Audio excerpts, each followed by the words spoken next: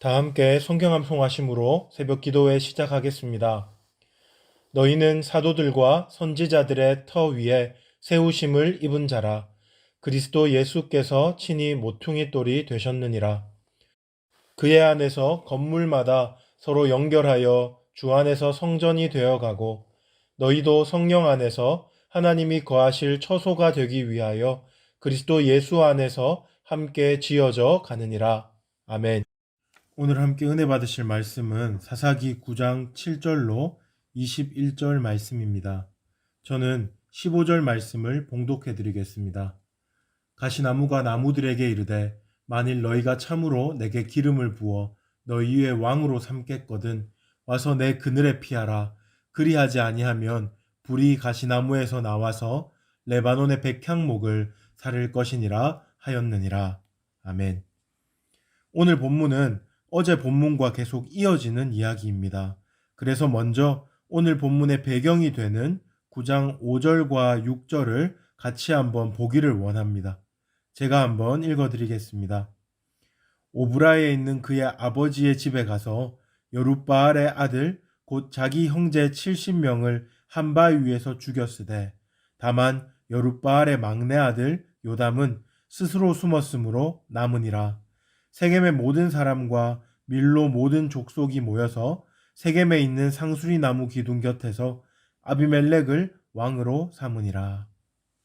여기서 우리는 아비멜렉이 그의 이복 형제 70명을 죽일 때에 그들 중 막내인 요담이 스스로 숨어서 살아남았다는 사실과 마침내 아비멜렉은 그가 원한 대로 세겜과 밀로 사람들에 의해 왕으로 옹립되었다는 것을 알 수 있습니다. 오늘 본문은 아비멜렉에게서 살아남은 요담이 아비멜렉을 왕으로 옹립한 세겜과 밀로 사람들의 어리석음을 지적하면서 그들을 저주하는 내용이 주를 이루고 있습니다. 본문을 보시면 요담은 그 경고의 메시지를 더욱 선명하게 전달하기 위해서 우화를 하나 지어내어 그들에게 말하고 있는데요. 그 내용은 8절부터 15절에 나옵니다.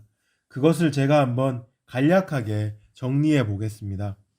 그 우화는 나무들이 자신들의 왕을 세우려고 여러 건실한 나무들을 찾아다니는 것으로 시작됩니다.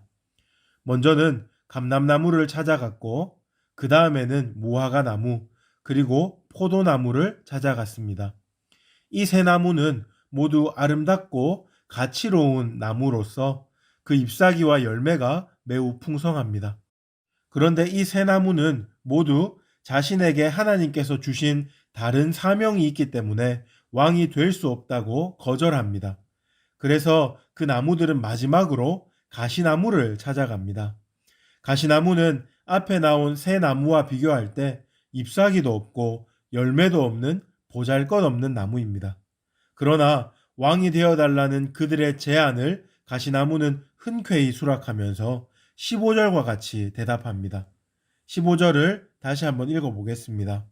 가시나무가 그들에게 이르되 만일 너희가 참으로 내게 기름을 부어 너희 위에 왕으로 삼겠거든 와서 내 그늘에 피하라. 그리하지 아니하면 불이 가시나무에서 나와서 레바논의 백향목을 사를 것이니라 하였느니라. 이 15절은 무슨 말을 하고 있는 것입니까? 가시나무는 자신의 주제도 모르고 다른 나무들이 자신을 왕으로 세워주니까 기고만장해서 모두 내 그늘에 피하라. 또한 내게 피하지 않는 나무는 그것이 레바논의 백향목이라고 할지라도 내가 반드시 징벌할 것이다 라고 큰 소리를 치고 있는 것입니다. 실상 가시나무는 잎사귀가 없으니 그늘도 없습니다. 그래서 나무들이 그 덤불 아래로 들어갈 수가 없습니다. 그리고 오히려 그 가시나무에게 가까이 갔다가는 그 가시에 찔려 고통당하기만 할 것입니다. 그러므로 가시나무의 이런 말은 말도 안 되는 것이라고 할 수 있겠습니다. 15절에 이런 가시나무의 말로써 요담의 우화는 끝이 납니다. 이 우화를 통해서 그가 세겜과 밀로 사람들에게 전달하고자 했던 메시지는 무엇이겠습니까? 그는 이 우화를 통해서 바로 아비멜렉이 이 우화에 나오는 가시나무와 같이 쓸모없고 아무 도움이 안 되는 자요. 더군다나 폭력적이고 어리석기까지 한 사람이라는 것을 밝히고 있는 것입니다. 그리고 또한 더 나아가서 그런 아비멜렉을 왕으로 옹립한 세겜과 밀로 사람들의 어리석음을 지적하고 책망하고 있습니다. 이제 이어서 나오는 16절로 20절에서 요담은 세겜과 밀로 사람들의 잘못을 본격적으로 책망하는데요. 여기에 인상적인 표현이 등장합니다. 그는 세겜 사람과 밀로 사람들에게 너희가 한 일이 과연 진실하고 의로우냐라는 질문을 16절과 19절에서 두 번이나 던지고 있습니다. 이렇게 함으로써 요담은 지금 세겜과 밀로 사람들을 진실하고 의로우신 재판장이신 하나님 앞에 피고로 세우고 있는 것입니다.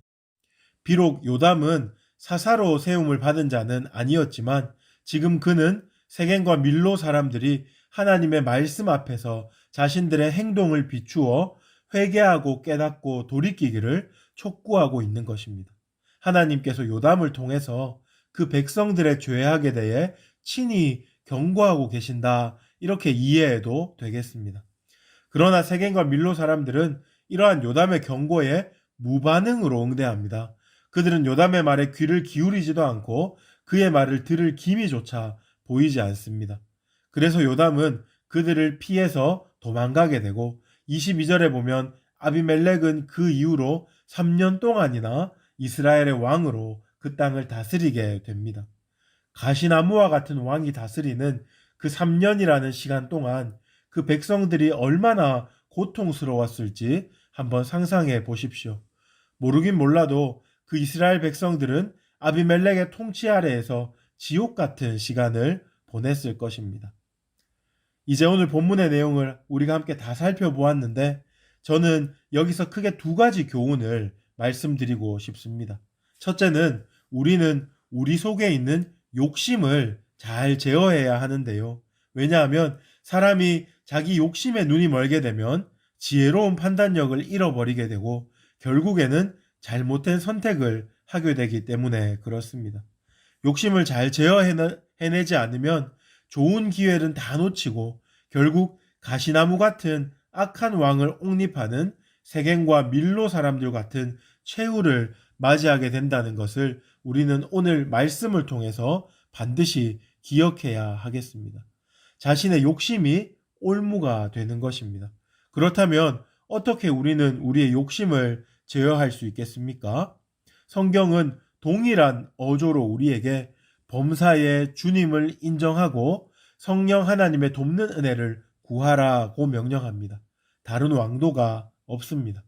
그런가 하면 두 번째 교훈은 하나님께서는 우리가 죄악의 길로 달려갈 때에도 돌이킬 수 있는 여러 번의 기회를 주시는데 우리는 그때를 놓치지 말아야 하고 하나님 앞에 납작 엎드려 회개해야 한다는 것입니다. 하나님은 요담을 보내어 친히 말씀해 주셨습니다. 하지만 그의 말씀에 전혀 귀를 기울이지 않았던 세겜 사람과 밀로 사람들의 모습을 우리는 기억하면서 혹시 지금 나도 하나님 말씀이 있음에도 불구하고 그것을 무시하고 내가 원하는 길로만 달려가고 있지는 않은지를 돌아보아야 합니다. 그리고 우리는 하나님께서 우리의 영적인 귀를 열어주셔서 하나님 말씀을 들을 수 있도록 그 은혜를 간구해야 합니다. 특별히 이 새벽에 기도하실 때 하나님 아버지의 자애롭고 엄위하신 음성에 귀를 기울이고 그 음성을 듣는 시간이 되시기를 축복합니다. 이제 말씀을 마무리하면서 세 가지 기도 제목을 함께 나누겠습니다.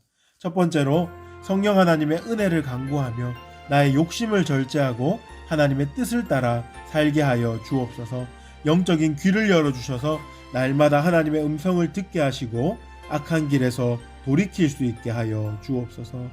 두 번째로 기도할 때 내일 드려지는 주일 예배를 위해서 기도합시다. 내일은 특별히 추수감사 주일 예배로 하나님 앞에 드립니다. 하나님의 강력한 임재하심이 있게 하여 주시고 특별히 말씀 전하시는 담임 목사님을 붙들어 주옵시고 예배에 참석하는 모든 자들이 하나님을 경험할 수 있도록 도와주시옵소서. 마지막 세 번째로 코로나19 사태가 하루속히 종식되게 하여 주시고 어려운 때에 교회와 성도를 지켜 주시옵소서. 특별히 우리 교회 위에 긍휼을 베풀어 주셔서 이 시간들을 잘 지나고 더욱더 부흥하는 교회 될 수 있도록 도와주시옵소서. 이제 나눈 기도 제목과 여러분 가지고 계신 기도 제목 가지고 우리 주여 부르짖고 합심으로 기도 시작하겠습니다. 주여